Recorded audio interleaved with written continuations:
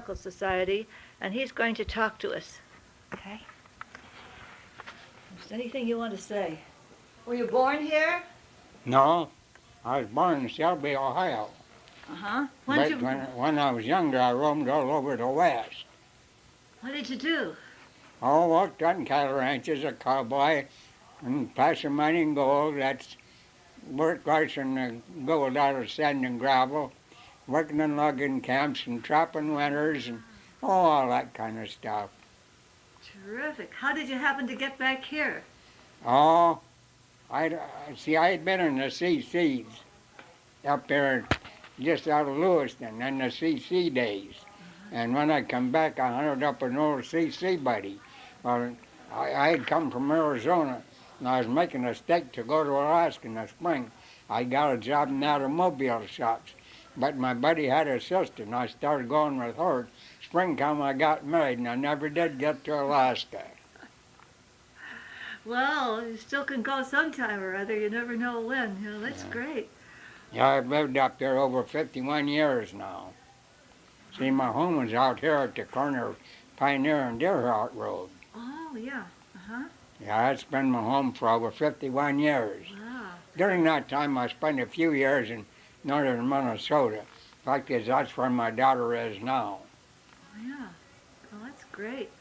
Where did you go to school in? Right near in a country schoolhouse or? Most of the time in country schools, mostly in Ohio. Uh-huh. Well, all of my regular schooling was in Ohio, in fact. I finished up my last year in a city school in Ashland. I was about, 14 or 15 then. And then I started roaming around the country. I was at it till I was 27 when I got married. And what was Roscommon like when you first moved here? Not very much. No, it was real small, only about a third of what it is now. Everybody knowed everybody. Now I go down the street and I seldom see anybody I know. That's when I could still walk. See, I had this stroke 3 years ago, last March. And I still ain't got the use of my left leg. I got the use of everything else, but my left leg is still bad. I can't walk. Well, what were the names of some of your friends in those days? Huh? What were the names of some of your friends in those days? Whom did you know here? What are the families that were here? Around here? Yeah. Well, there was Harvey Burnett and Al West, Willard Williams, a whole bunch of them. That's great. So what did you do for fun, socially, with your couples? Did they go dancing or No, meetings or? no. Oh, just visit back and forth like that. No, I never got on a dancing. I tried it a couple of times, but I didn't get nowhere. No, we used to just go to each other's place and just talk mostly. No TV then? No, not then. No. What did they do about snow removal in those days? Did they have the snow plows already when you were here? Well, not like they got now, no. Mostly we shoveled out our own driveways, and all they had big plows they used on the roads. One thing surprising, here in this north country, they kept the roads open a lot better than I supposed they would, a lot more so than down below. See, before I come up here, I lived down around Coldwater and Pontiac, and they get a foot of snow down there, and everybody's snowbound. Up here, a foot don't mean nothing to them. No, that's right. I guess we've both been here about the same length of time, because I came here in 1936. 36? Yeah. Well, I come here in August of 1941, the summer before the war. Oh, yeah, right. The fact is, I got laid off for the automobile shop on Friday as the war broke out on Sunday. Well, me and my brother-in-law brought up a battery radio and hooked it up. The first thing we heard was war being declared. We didn't have no electricity till a while after the war before we got electricity. Just had kerosene lamps and lanterns and pumped the water with a hand pump. Right. I rigged up a pump jack with a little gas engine on it. Mm-hmm. And, well, at night they'd pump enough water to run through the next day. Or like on wash days, I'd pump enough for washing. And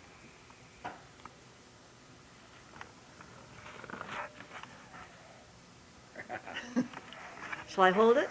huh? Shall I hold it? Right? Shall I hold it for you? Oh, Yes. that's all right. You can hold it. Okay. What's I going to ask you next? If you want to ask me any questions, I'll try to answer them. Okay. I'll think of some. Do you remember the butcher shop they had in the corner where the gas station is now?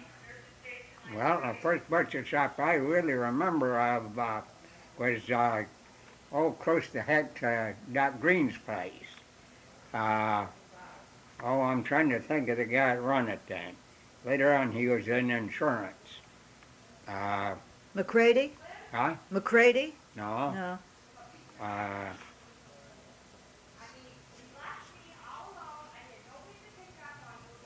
Well, it doesn't matter. We'll think of that another time.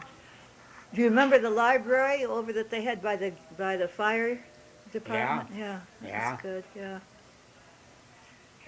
and the telephone office used to be a log building on the corner. Right. And opposite of Right. it was the bank. Right. Yeah. Yeah. That's good. Well, what about some of your early experiences out west? That sounds like it would be fascinating. What about some of your earlier experiences out west? Well, That I should had be some really great interesting. experiences, all right. All right, good. What about telling me one of those? Huh? What about telling one of those? What were, tell one of your experiences, if you don't mind. Gold? Well, did you mine for gold? Oh, yeah. Enough to live on while I was at it. But I never got rich at it. Well, can you talk about that a little? How you'd find a claim Well, and how you... They'd make tests with a pan here and there, Mhm. and if you found something worthwhile working, you'd rig up a little sluice or a rocker, 'cause you could handle a lot more of it that way than you could just with a pan alone. And then you'd clean up from your sluice or rocker, at least once a day or quite often twice a day. Sometimes often than not. You'd get to wondering how rich I'm getting, and you'd stop and clean up and see what you got. Uh-huh. Is this in Colorado? Colorado and Arizona. Mhm. Yeah, about half of barrel was in Colorado and quite a bit of it in Arizona. And what they later called the Golden Triangle between Phoenix, Prescott, and Wickenburg. Mm. I was in that area, placer mining gold. Wow. See, placer mining is where you wash the gold out of sand and gravel. Mhm. Otherwise, hard rock mining, that takes expensive equipment, Mhm. because the rock has to be all crushed up, real fine, almost like flour. And then it's run over a mercury sheet, and the mercury collects the gold, and then you have to retort the mercury off of the gold. The way it was, we'd, as we'd work each day, at the end there'd be some of that black sand with real fine gold in it, too fine almost to pan out. Well, we'd stick that in a tobacco can, and once a week, Tuesday and Sunday, we'd clean that up with mercury, and that'd be our tobacco money. That's a hard way of getting it. Well, the way most of it run with me and most of it, we'd make a couple of dollars a day, and every once in a while you'd hit a little pocket. You'd take out $10 or $15, but you'd hear of different ones that made a strike. 50, 75,000 like that. You keep thinking, maybe I'm nuts, and keep it going. Yeah, it's like the lottery, isn't it? Something Yeah. like that. Yeah, that's interesting. Are you getting tired or are you okay? What? Are you getting tired or are you okay? No, I'm okay. Good, all right. Well, that's the gold mining business. Now, what about the cowboy business? Well, that was quite exciting at times. For instance, one time, it was around that time, and we had a big heavy corral made of heavy poles and logs, And, well, anyway, they brought a bull in there. And I was head roper. See, the head roper ropes him by the head, and the tail roper ropes him by the back feet, and you throw him, and then, oh, you dehorn him and brand him and whatever you're going to do to him. Well, I run this bull in there. I throwed and I missed for his head. I thought I'd bulldog him. Well, I grabbed him by the horns and got my one leg over his nose to get him, to twist him down. He gave his head a shake. They're so strong, I just went tumbling across the bottom of the corral. Well, there's 4 or 5 guys in there. I could see them going up that corral fence like monkeys. And there's a dog in there. How he got out, nobody knows, but he was out. Well, the bull started running in there a few times, and he hit that heavy pole gate, knocked it down, went out across the prairie. Well, a couple of guys out there already on horses, they took after him, brought him back. Well, I tell you, we roped him and threw him, dehorned him, and castrated him, and whatever else you do to him. Wow, that was a real thrill, wasn't it? Yeah.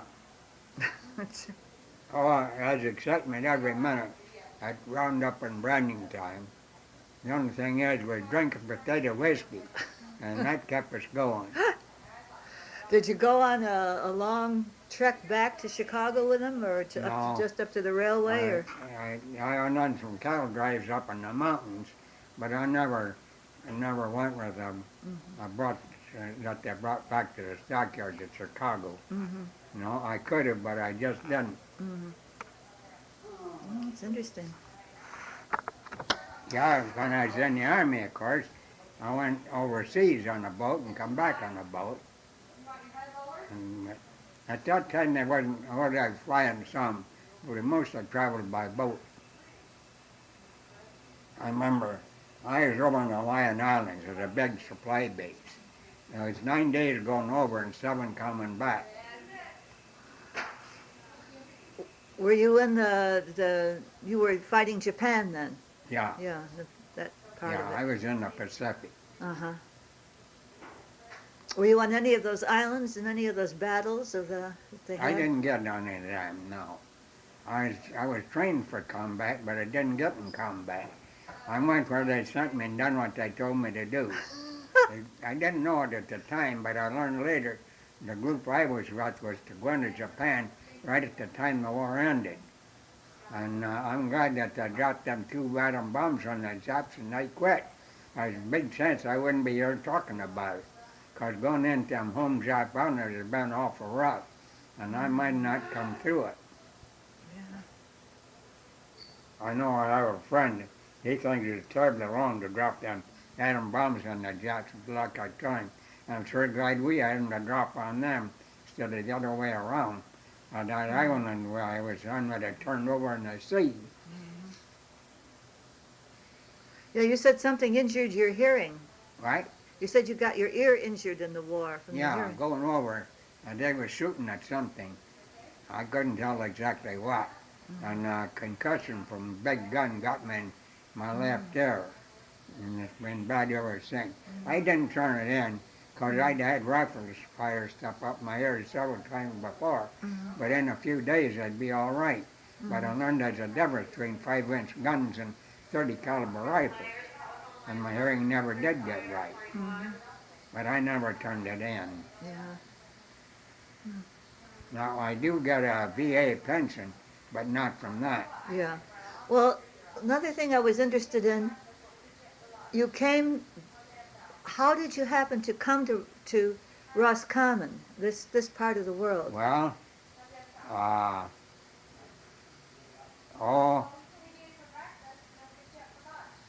I was interested in getting away from down below in southern Michigan. And I come up there looking for a place. Well, I found this place out here where I'm at, and I bought it from Percy Lake. And, well, I built a cabin, and I lived there, and after the war, a couple of years, I built a house. The house is still there. Did you build it yourself? Yeah. Just all by yourself, or? Well, I had a little help. Uh-huh. So I'd done quite a bit of carpenter work off and on different times. Uh-huh. And, yeah, I built a house myself. Designed it and mostly built it. Like I say, I had some help. brother and brother-in-law helped. Hmm, And my wife. that's good. And what is it about Roscommon that's kept you here? What do you like about it particularly? Well, I just got here and never got away, that's all. I see you have Most, quite a sense of humor. most of the time I worked in the woods up there, woods and sawmills. I put a few years in the machine shop there in Roscommon. I used to be up there by the water tank, Mm-hmm. yeah, under Slim Waterman. Mm-hmm. Yeah, I worked in there about 6 years at one time. Fact is, I was in there 2 different times, but the last time I was there 6 years. Mm. Well, there isn't much you can't do then. You can do all these things How's that? building. You can do all these things, building houses, punching cows, finding gold. It's terrific. Yeah.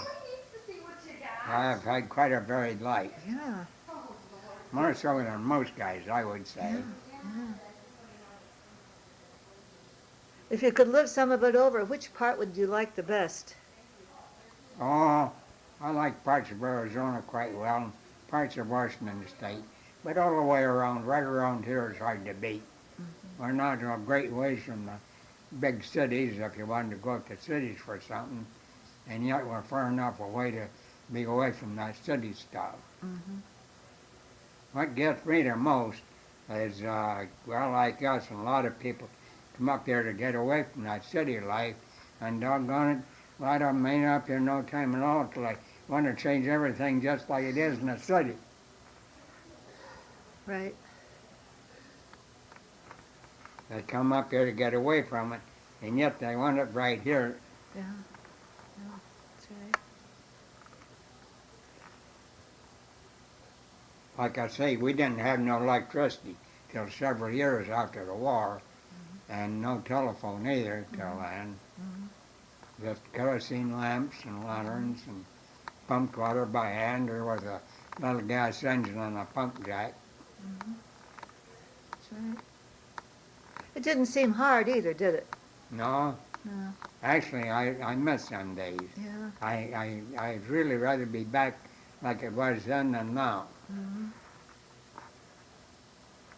That's what my wife used to say, too. Kind of surprising, 'cause she was a city girl from the edge of Detroit, Mm-hmm. but she liked it up there. Mm-hmm. She was always glad we come up here, she used to tell me. Mm-hmm. And like she said, one good thing we had a few years up there when it's still like it should be, before it got too doggone settled and civilized and cityfied. Mm-hmm. Do you go out to the lake much, or did you? What? Did you go out to the lake much? Quite a bit, Mm-hmm.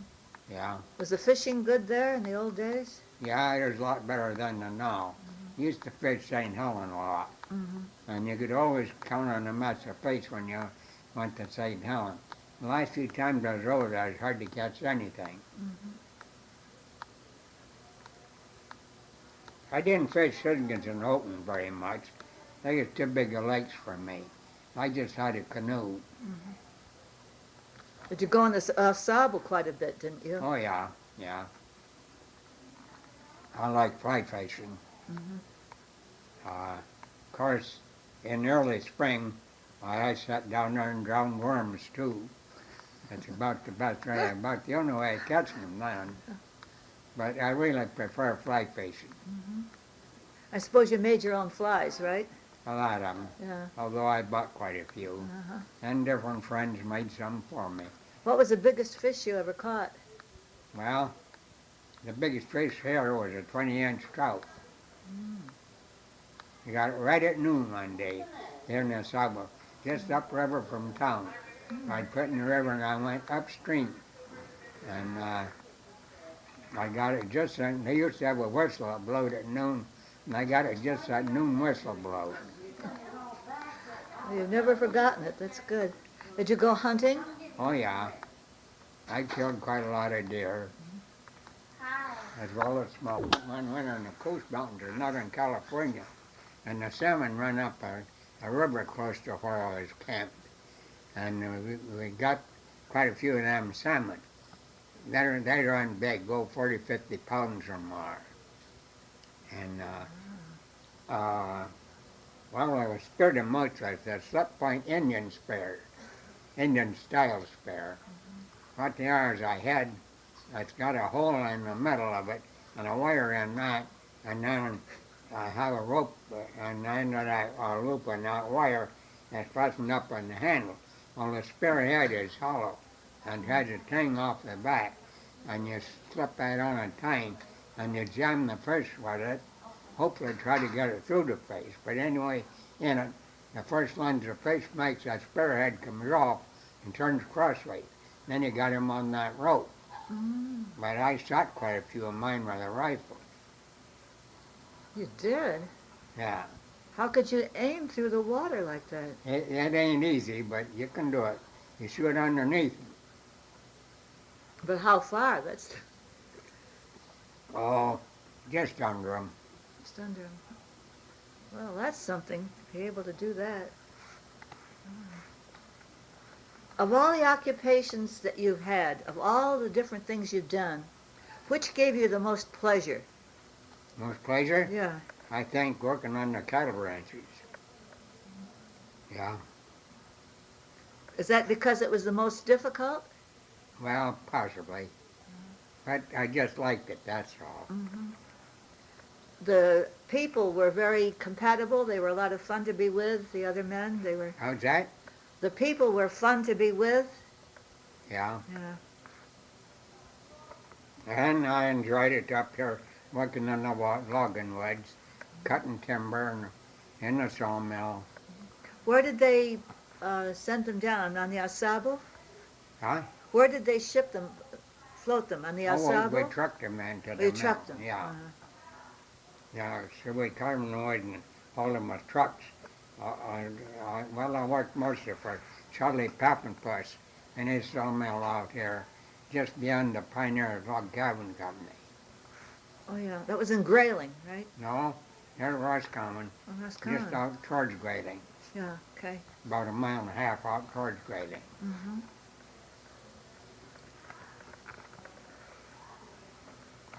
Yeah, he had quite a sawmill out there for a good many years. Mm-hmm. And while I worked in the woods and in the mill boat, and that was quite pleasant work. Mm-hmm. Hard, of course, but pleasant.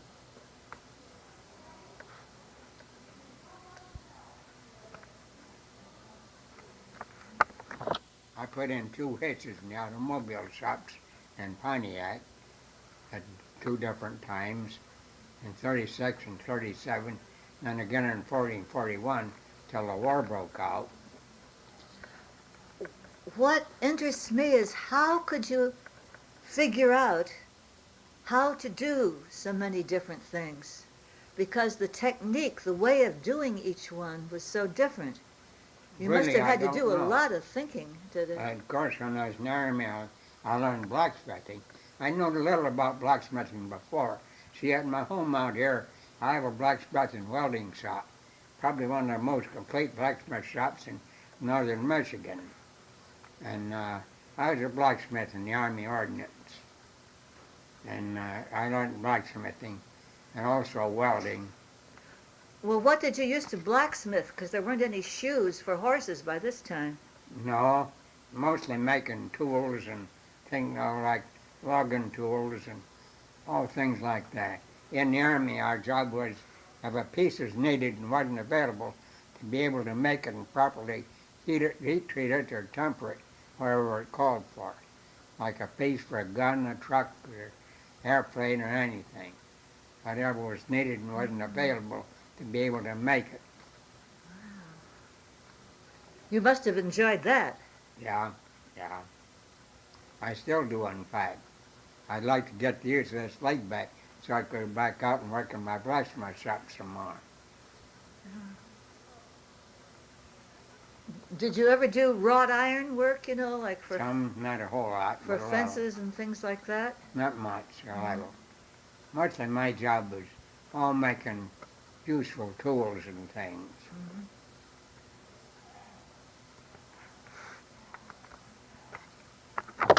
You made a lot of what? I made a lot of pickeroons. What are those? Well, they're Well, a lot of them was an axe on one blade and like a pick on the other end to suck into a log, to pull a log, or roll them over. Oh, I made a lot of them. And tongs, logging tongs, yeah, made quite a few of them. And I built up a couple of old loading winches for loading logs on trucks. I built up a couple of them.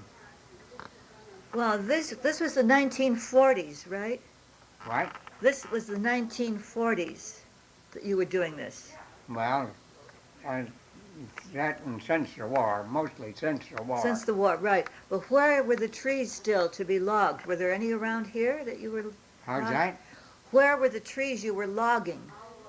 Around here mostly. Around here? Yeah. Can you tell me where around here? Well, yeah, mostly out east of town, all out in the big creek country, and also just north of that red pine area out here by the college, just north of that. Were they state forests then, or were they privately owned? A lot of it was state land and government land. That out there was private land. The old Hollowell place is called. Yeah, we got 40 or 50,000 feet of lumber out of one winter, and about the same much as another winter. That is a white Norway pine. Untold amounts of jack pine. A lot of people don't know it, but with a 16-inch chainsaw, you can cut a 4-foot tree. That's a little trick to how to do it. What you do is you make a notch about a fourth of the way through, then you stick your blade in a notch and go right around, and then come on the outside and come back around on the outside, and you can cut a 4-foot tree with a 16-inch saw that way. It's amazing. Fact is, we did.